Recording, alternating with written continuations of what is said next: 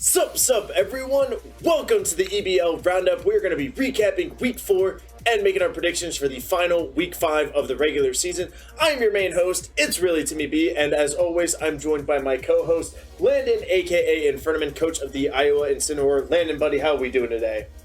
I'm doing good, and if you take a look, my face cam is running smoother than it ever has, and I'd say that's pretty spicy.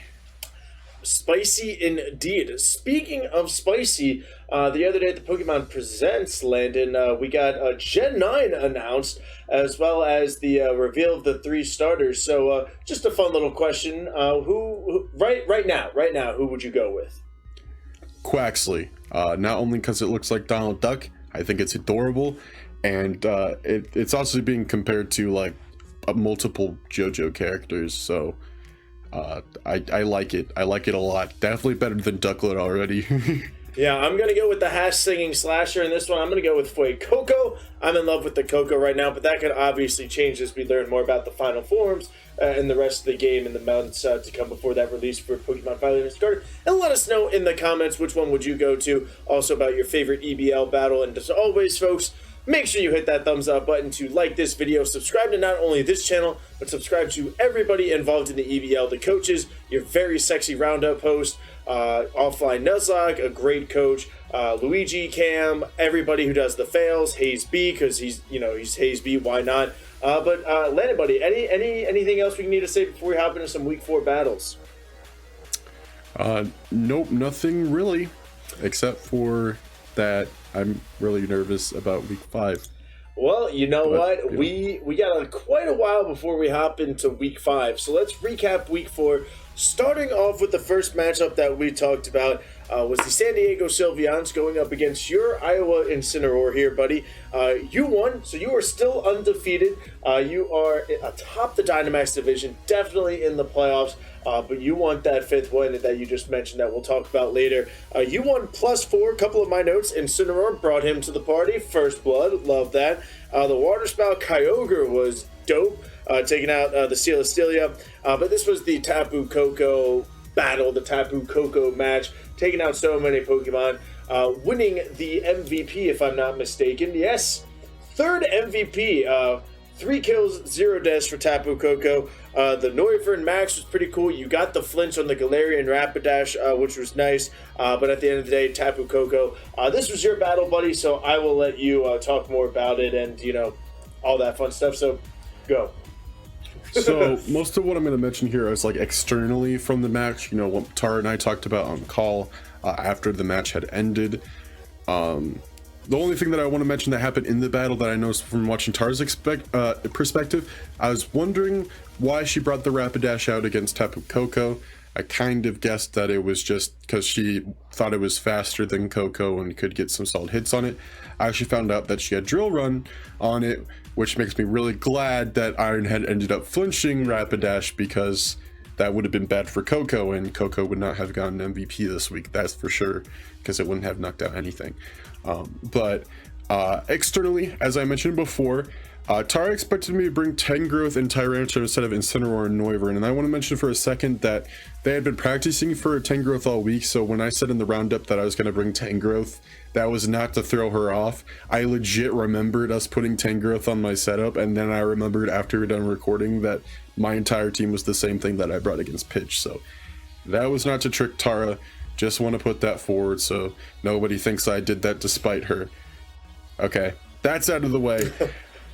Celesteela getting one-shotted by Kyogre. You guys might have heard that during my practice matches, GG's Kyogre that he used against me did not one-shot Celesteela with Water Spout, and that has nothing to do with the whole thing. The more HP it has, the more damage a move uses.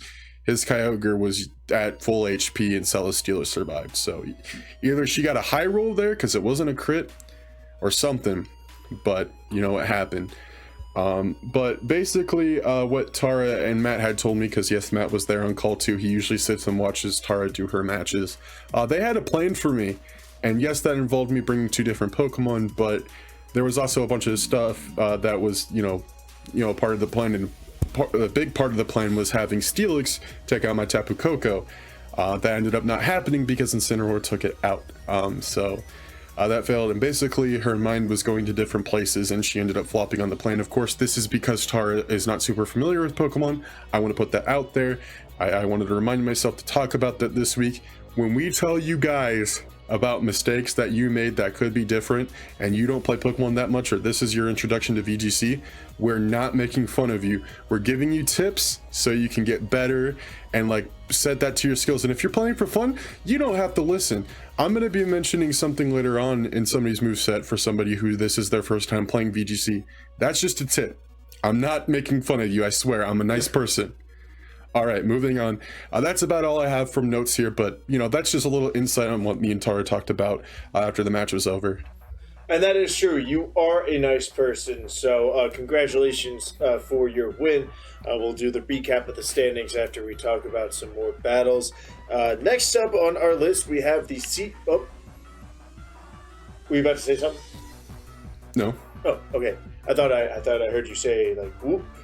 Anyways, the next battle we are going to be talking about here, folks, is the Season 2 Championship battle between the Miami Dragon Knights and the Kentucky Kinglers. Guanako Gaming versus Always. More videos. Definitely go check those two out. Miami Dragon Knights were victorious with +4 on this one. No Cinderace for the Kinglers. Decided to go straight up with the whole Drizzle team. Neither of these two teams Dynamaxed. I wrote that down because I knew you were going to mention it. So I was like, I got to write these down now. So neither side Dynamaxed, which was really interesting. My other notes was the Eternatus was built for speed, which came in clutch to take out that Palkia after setting up the light screen. So good move on Guanako to switch up Eternatus's build a little bit to build that up with speed. The Mirror Coat on the Ludicolo was a great move by Guanako Gaming as well. He mentioned Derek, and on Derek's side, he mentioned that Guanako had something up his sleeve. And Derek was like, yeah, it's probably this or that. And he's like, well, I got that too, and, you know, something else. So that something else was the Mirror Coat to take out the Ludicolo. The Zarude versus Barraskewda, that was just what I wrote down. And then the Mega Division MVP, the Galarian Garmanitan, taking out a bunch of people with Freeze Dry. Excellent move to slap on a team like that. Took out the Kingler and a cup. Kingler, yeah, Kingler. That's a Pokemon. Kentucky, Kingdra, not Kingler, Kingdra, not Kingler. Derek, why do you have so many? God. All right, but anyways, that's what I wrote down. Just Garmanitan, Freeze Dry, MVP. Landon, what were some of your notes from this battle? So I only had a couple. I want to mention first and foremost that this was a really good match. Derek was really down on himself after this, and I know he was upset, but he battled really well. Both of these guys did, and you know, neither side did poorly. It was a good match. Anybody who watched it could tell you that it was a good one. I just want to mention first of all that when Derek let the Palkia go down, Guanako said something about how maybe he just brought it to Drizzle, and that normally for like a Pokemon like that, like maybe if it was Pelipper, I'd be like, you know, I understand why he'd do that because it's not like the strongest Pokemon. But Palkia, like the legendary, I didn't hear from Derek's side if that's what his actual plan was, even if he mentioned it. So I don't know if he just brought it out for Drizzle, but wanting it go down, I kind of question that. Derek, you can let me know down in the comments. I don't really, you know, need to know why it was, but Guanako mentioned that, and I was just thinking about it.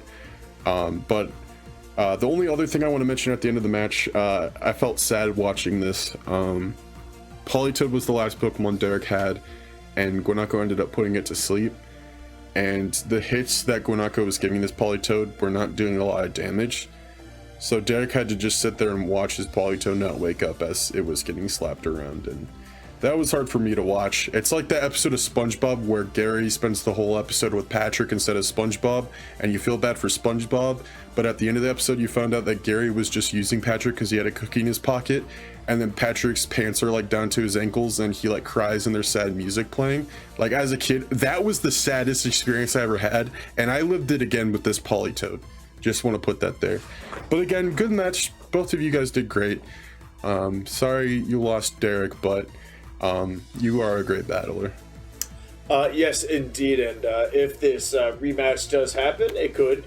We can't rule out that possibility. Definitely going to be a must-watch television. And now the third battle that we talked about, we got the Detroit Luxuries going up against the Atlanta Braviary, and the Braviary get their first win, handing the Luxuries their first loss of the season. The Braviary were +2. This was a timer battle. We had a couple of those this week, so not all the battles finished to completion. But this one was a very fun battle to watch, Landon. This was an excellent battle, probably my personal favorite battle of the week. Mainly because there's this one Pokemon on the Atlanta Braviary's team. It's in a star shape. Have you heard of it before, buddy? No. No? Okay, well that Pokemon is named Starmie. It's a shiny Starmie named Timmy B. Probably should have won MVP, needless to say. But you know what? It's the MVP in my heart. Taking out... Maybe it shouldn't have gotten knocked out. Taking out three of the Detroit Luxuries, mostly the Salamence, a nice Dynamax, Big Starmie, Max Hailstorm, see you later Salamence, get out of here. Also taking out that Shuckle and then the Quagsire at the end of the battle. However, there was a little oopsies on Matty Ice's, and he knew it, trying to paralyze that Espeon, having Magic Bounce. He said that happened in all of the practices and everything like that, and he still did it in the battle. The Thunderbolt, Kartana, great Espeon Shadow Ball, also great moves from the Detroit Luxuries, and if only there was no timer, because it would have been really interesting to see how the rest of this battle would have happened. But congratulations to Matty Ice and the Atlanta Braviary, and finally the EBL is seeing just truly how powerful Starmie can be. Yeah, I mean, I gotta admit, as much as I hate you gloating about Starmie all the time, it was nice to see it put in some work, especially one-shot that Salamence. I loved hearing from Matt's perspective when he knocked out the Salamence. Like, I would have expected Matt to jump up and start dancing and waving his arms and doing the hokey pokey or something, but and turning yourself around. Yeah, he just sat there and said, he said, "That's a good start." Like, he didn't sound excited at all. I was like, bruh, that was the Salamence, 2-time MVP of the season. Especially for a guy like Matty Ice, because we know how excited and how passionate he is about battling. So, yeah. And then, like last week as well, when Tara froze that one Pokemon, she was like, oh, okay, cool. Like, it's like something's happening in the Stone household. Kartana got one-shot by Thunderbolt, which was pretty insane to see a grass type get one-shotted by an electric type move. And match went to timer, and Blaziken survived because Max was just like, I'm not letting you kill my Blaziken, and Max just like, I need the record, I need the KDU to get to the playoffs, and Max is just like, yeah, detect. So that was pretty funny. But yeah, sorry Tapu Koko and Incineroar, y'all gotta go. I only put you guys there because Timmy was talking about Starmie. Oh, come on. But yeah, so that wraps up the Braviary getting a much-needed win. It's a very close Dynamax division, and we had some cross-division matchups this week, so we'll just go over both the standings at the end. But a much-needed win for them, and the Luxuries are just going to be fine. Still going to be able to make the playoffs. The next matchup we have the Walton Wingles against the TJ Gengar. Luigi and his Gengars were victorious with a +4. The Rotom got the first blood. Stonegener went up, tried to set up Stealth Rocks. Leaf Storm, nada. See you later. Lawnmower takes out some stones. Normally stones would take out a lawnmower, but it is Pokemon, so also Luigi, great switches. I mean, going with things like Volt Switch and Flip Turn and some of these damaging moves, even though it was just very small damage, it still pays off in the end to basically just not get the switch out, do a little bit of damage as well. Swampert was a big player with this, and then at the end, the Xerneas was really, really good to take out the final Pokemon. On the Wingull side, I wrote down the G-Max Toxtricity, probably the best option for him right there to at least give himself a chance taking out a couple of Pokemon.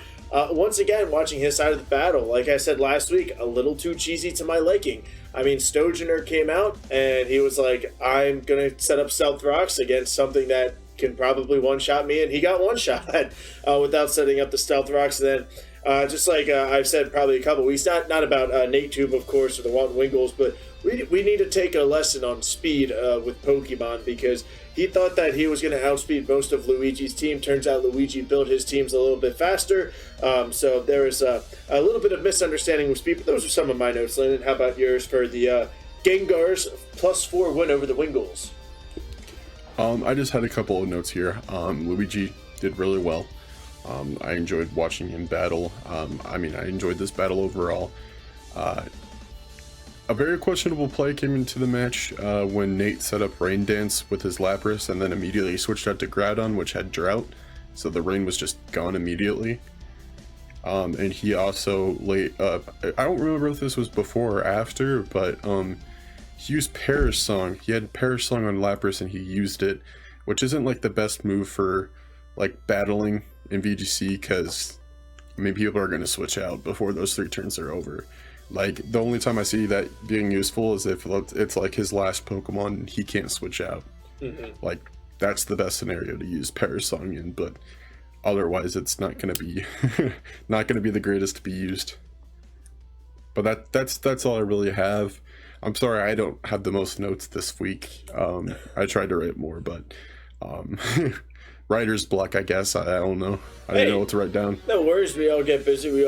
But it was just a classic battle. And congratulations to Luigi and his Tijuana Gengar for getting the win. And you know what? Hopefully the Wingles can muster up a victory in Week 5 to get some momentum going in to next season.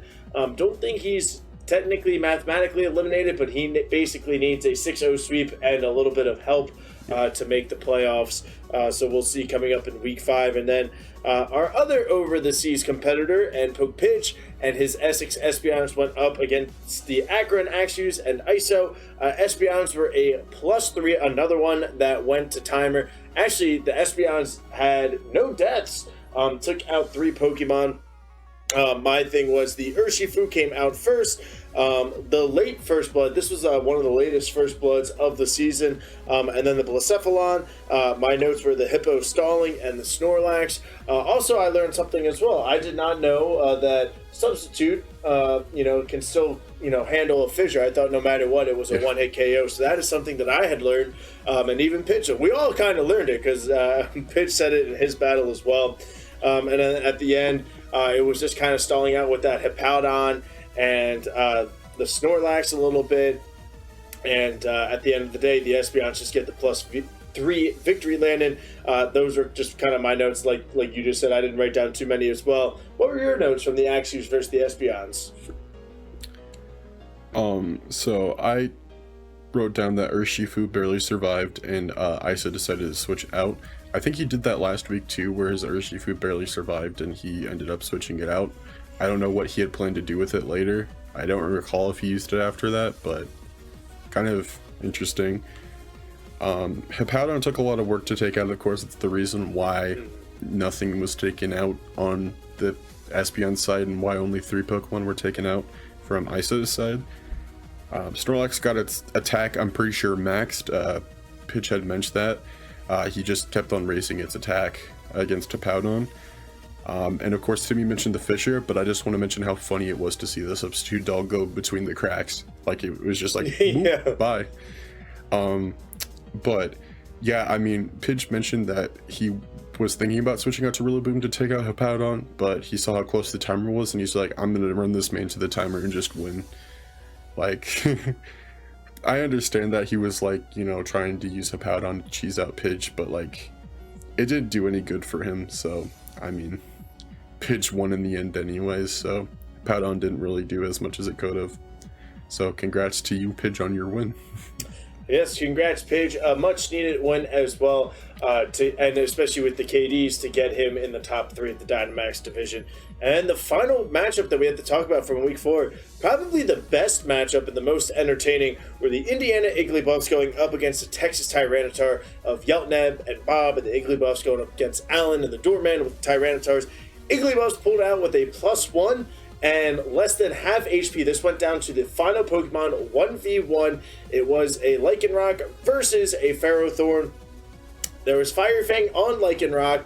Alan decided to go with the close combat. Still did a lot of damage, but it came down to the Ferrothorn hitting a Power Whip, about 85% accurate move. Hits it, takes out the Lycanroc, and gets the +1 victory in a nail biter here. A couple of my other notes were the Urshifu, the other one, the I believe the water one, right? Is that the Igglybuffs one, the water one?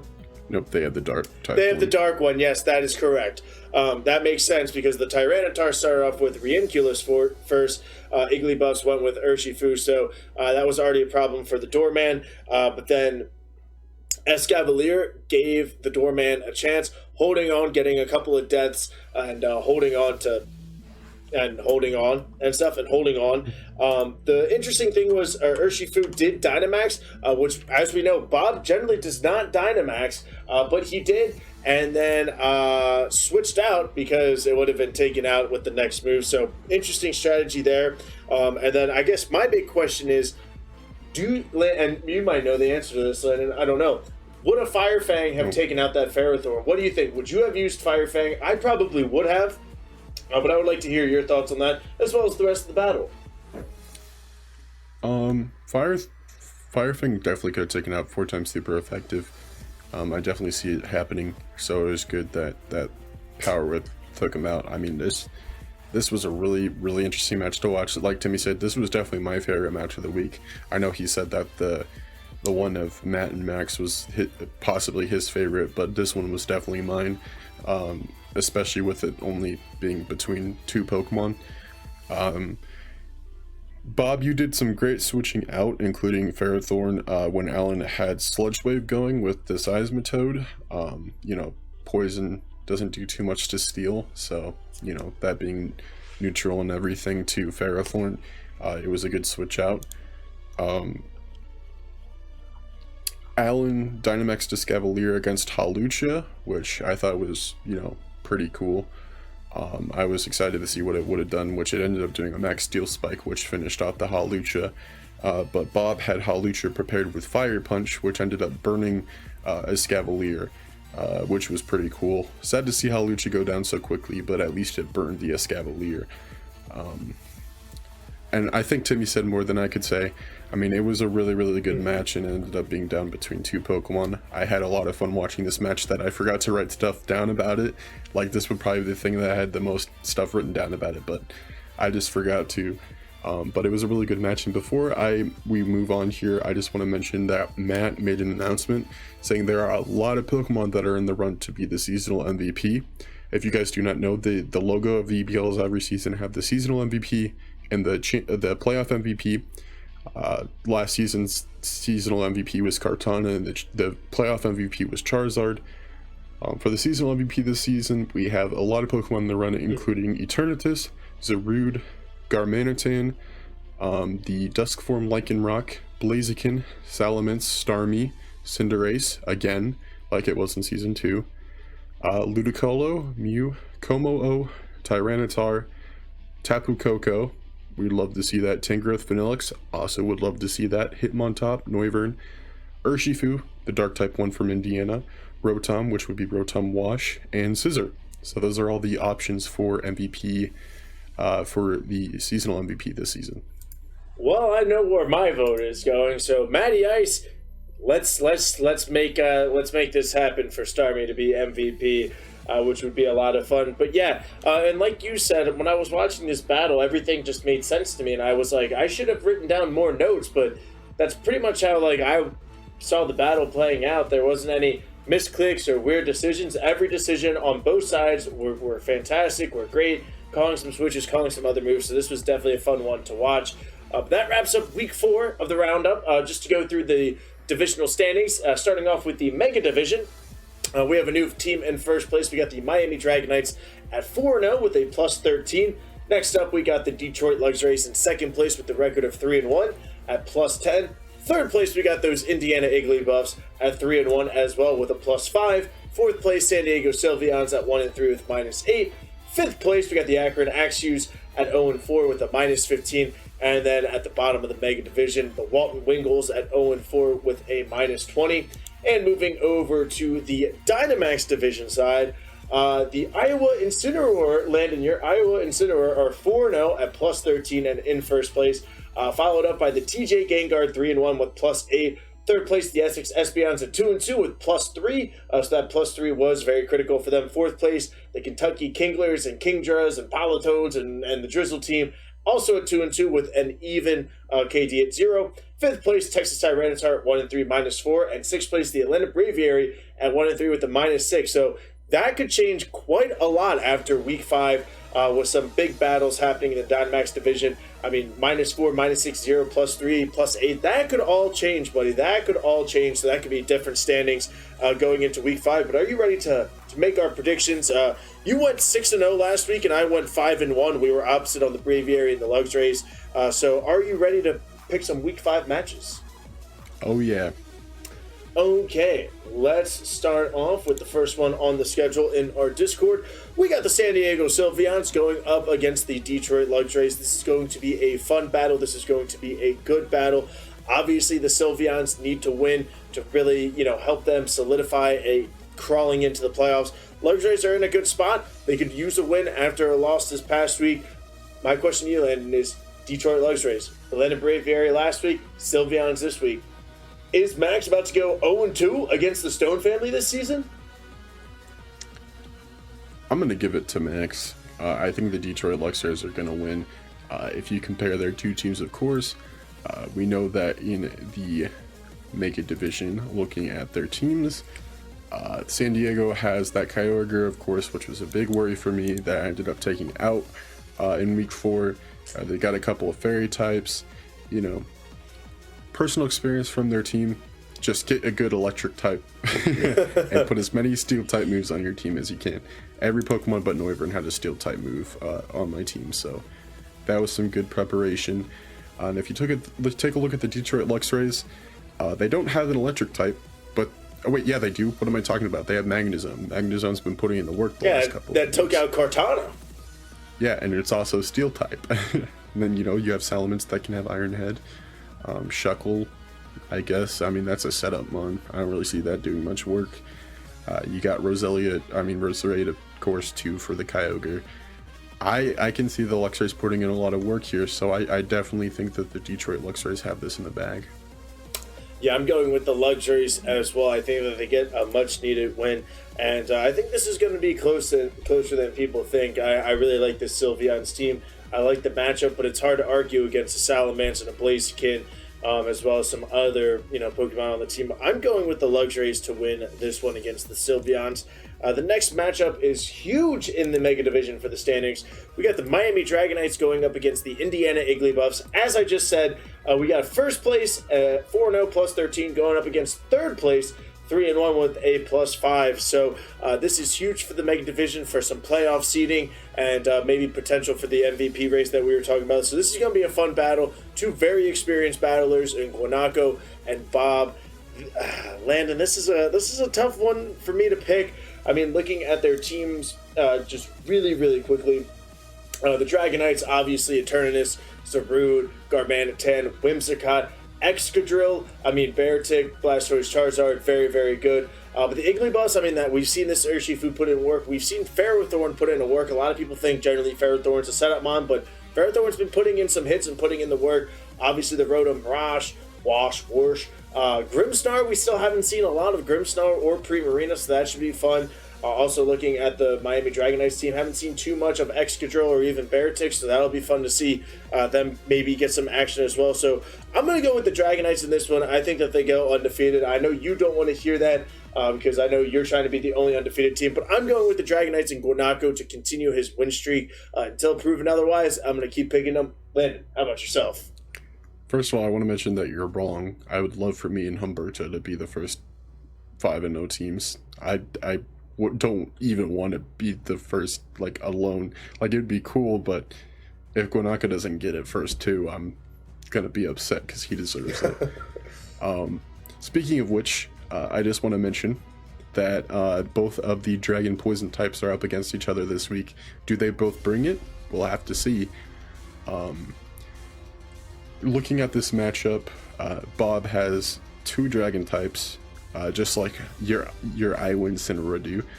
He's also got he's got one fairy type in Primarina.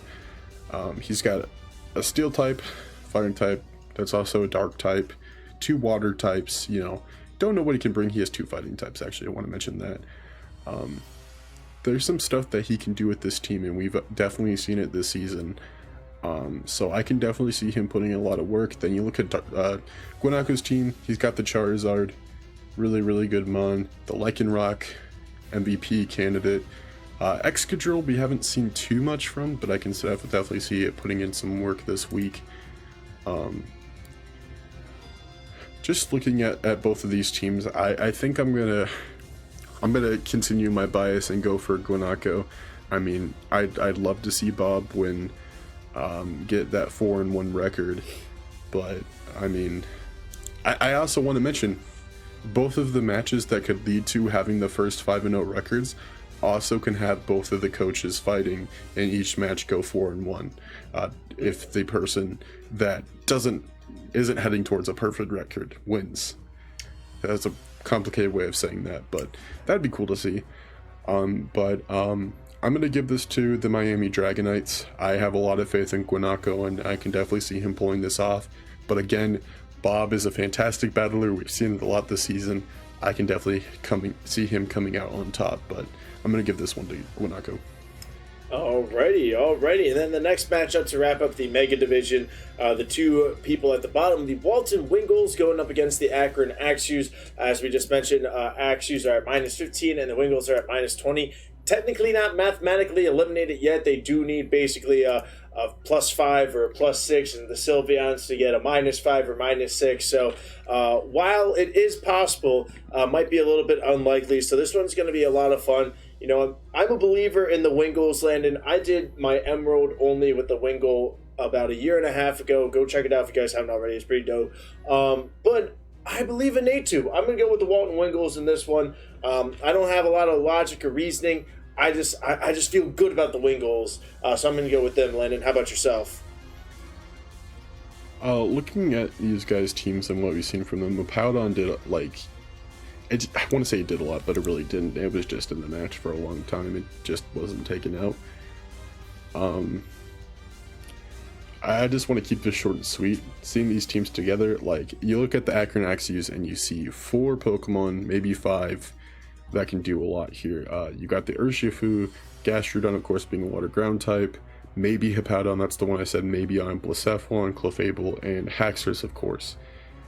But then there's that maybe for Hippowdon, and you see Umbreon, Crobat, and the Spider, Galvantula. Mm-hmm. And Galvantula's been brought basically every week, but what has it done? I don't really recall too much of what it's done. It sets up sticky webs. It sets up sticky webs, lowering the speed, but other than that, there isn't too much. And, watching Nate's battling, he has good mons. I can see him putting in some work this week. I mean, whatever happens, we're guaranteed to get our first winless coach, so I'm gonna give this one to the Walton Wingles. I have faith in you, Nate. Go get them. Get your first win. Alrighty, beautiful. And now we're moving on to the Dynamax division. We are starting off here with the Atlanta Braviary going up against the Essex Espeons. This is going to be a tough battle for both sides. We got 3rd place versus 6th place, but they're only 9 points apart, so definitely could be a lot of shuffling as we've alluded to. Oh man, Landon, this is a tough one. I mean, both have good teams. I mean, looking at the Espeons team, Rillaboom, Dialga, Toxapex. We haven't seen too much of Toxapex. Very cheesy. Comfy is also good. Alolan Raichu, Ninetales. Looking at the Braviary side, we got Dragapult, we got Cortana, people like Weavile and Alakazam that we haven't really seen too much, and of course the Week 4 MVP Starmie. So this is going to be the Week 4 MVP Starmie in my heart. In my mind, no, just kidding. The Tapu Koko was definitely much deserving of it as well, but definitely a great Pokemon. So this is tough, buddy. I mean, I think I think just basically looking at these teams, I'm going to go with the Espeons to win this one. I just see a little bit more bulk on their side. I mean, we've seen it with Snorlax, Rillaboom, Toxapex, Dialga. Comfy can take a couple of hits as well. Looking at the Braviary side, they're more of like an attacking team. Their really only bulk is that Togekiss. And the Klefki, of course. But I'm going to go with the Espeons in this one. You know what? I'm riding with you, Pidge. I'm a believer. Landon, how about yourself? You said Pidge, right? Yeah, I'm going with the Espeons. Yeah. I mean, you just look between their teams here. Dialga's a powerhouse. I mean, obviously, there's some Pokemon on Matt's team that could do something to take out the Dialga, but, I mean, I don't see a lot of ground other than, you know, dig on Arcanine. Does Arcanine learn Earthquake? I don't remember. He's also, you know, got Alolan Raichu, which is super effective on none of his mons except for Starmie. So I don't see Matt keeping Starmie out against Alolan Raichu, but I mean, we know how much Alolan Raichu can do. I can see him setting up spikes with the Toxapex, the poison spikes, just to, you know, get that on Matt. We know Matt hates status effects, and I think Pidge will use that to his advantage. Rillaboom can do a lot to Matt's team. Snorlax as well. I mean, I just got to give it to the Espeons. Battling them personally, the two matches that I've had the closest with this season have been the Essex Espeons and the Texas Tyranitar. And they both could have taken me out had one thing gone differently. So I got to give it to the Espeons here. Matt, of course I would love to see you win, and I don't want to see you not go to the playoffs, but I got to give it to Pidge here. Yeah, and hey, Pidge is going to be a scary team in the playoffs.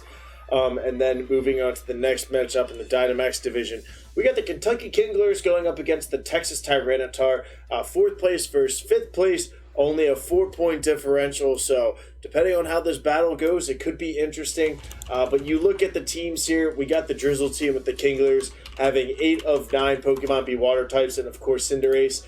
And looking at that Texas Tyranitar's team, Tyranitar, weak to water, Stakataka, Sandaconda, Lycanroc, you know, good majority of his team is weak to water. However, though, we see Seismitoad, we see Dracovic, who can take some hits. We got the Heliolisk as well, and Reingulus is always going to be, you know, scary. But I'm going to go with the Kinglers here. I mean, again, just keeping it real simple. Looking at these two teams, I'm seeing a bunch of water types and seeing a bunch of types that water is very, very good against. So I'm going with the Kinglers in this one. Landon, what are your thoughts and who's your pick? That's what I say. I want to say, if Alan can pull this off, like, big congratulations to you. I mean, of course, you got Sand Pokemon to cancel out his Drizzle, but he's got Drizzle to cancel out your Sandstorm. So, you know, it kind of goes back and forth here for what could happen. And the sad thing is that ground and rock types are weak to water, and that's mostly what Derek has here. So, I'm going to have to give this to the Kentucky Kinglers as well. I can really see him coming out with the win this week. Yeah. And then, arguably, maybe one of the game's battles of the entire season here, buddy. We have your Iowa Incineroar going up against Latin Luigi's TJ Gengar. This is the battle that you've been really looking most forward to. I mean, we're such good friends with Luigi here in the community. Great battler. You're in first place. He's in second place. It is a 5-point difference. So unless you get swept, probably still going to be in first place maybe if you do lose. But we don't see that happening. You're going to be undefeated in the Dynamax division. I'm just going to go opposite on you 1 week. I'm going to go with the Gengar. I'm going to go with Latin Luigi. This is definitely a scary team. And Luigi is a great battler, and he's going to be ready to party. So just go opposite on you of one battle. I'm going to go with the Gengar, but without, of course, giving anything away or any of your secrets, talk about your battle with Luigi this week. I just want to say I'm confident in myself. You guys know I'm picking myself. I don't want to do what I did with Tara last week and talk about a specific Pokemon that could take her team and talk about a Pokemon that could take Luigi's team here. But you see, I'm going to talk about Luigi's team specifically. He's got Gengar, which is weak to Psychic, Ground, and Dark. You guys have seen Psychic, Ground, and Dark moves from me this season. Not as much Psychic, but definitely Dark and Ground. Swampert is weak to Freeze Dry and Grass type moves. Lucario Steel resists fighting, doesn't it? I mean flying? I don't know. We're not going to worry about that. Lucario goes down to fighting and fire. Volcarona goes down to rock. So does Mandibuzz. Dark there for Indeedee. Poison and Steel for Xerneas, and Psychic Fairy for Como and for Rotom, since it's the grass one. Fire, not ground so much, but you know, there's a lot that I can do for Luigi's team. Of course, there's a lot he can do to mine. But I gotta be confident and go with myself. I'm really nervous about this. I have the pressure of becoming an undefeated person, an undefeated coach, one of the first. So there's a lot of pressure on me this week. I really want to win. Of course, 5 of my Pokemon are eligible to be in, like they're in the running of being the seasonal MVP. So I've got a lot of stuff on me this week, and I really have been looking forward to this battle because this is the second season in a row. One of my close friends on YouTube has been my final match. Last season it was Josh, and I lost to Josh. So if I lose, I go to the playoffs, but we will see what happens. I'm excited for this battle. I'm going to go with myself. Well, it makes sense, my friend, makes sense. Well, that's going to wrap up this episode of the Roundup as we recapped Week 4 and we made our predictions for Week 5. We'll be back again next week as we recap the final regular season finale of Week 5, and we'll look ahead to who made the playoffs and who's looking ahead to next season's draft already. That is Infernomen over there. Infernomen, any final words on this amazing Roundup episode? Thank you guys for keeping up with us the entire main season. We got one more week to cover, but if you've been sticking up through the roundups, thank you guys so much. I'm really happy to have returned, even though I'm still the co-host. It's been a fun time, so thank you guys for keeping up with us.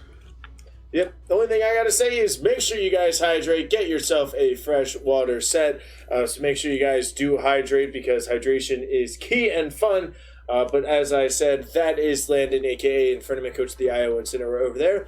I'm ItsReallyTimmyB. Folks, we will see you next week. Enjoy all the battles this week, and we'll see you soon. Peace!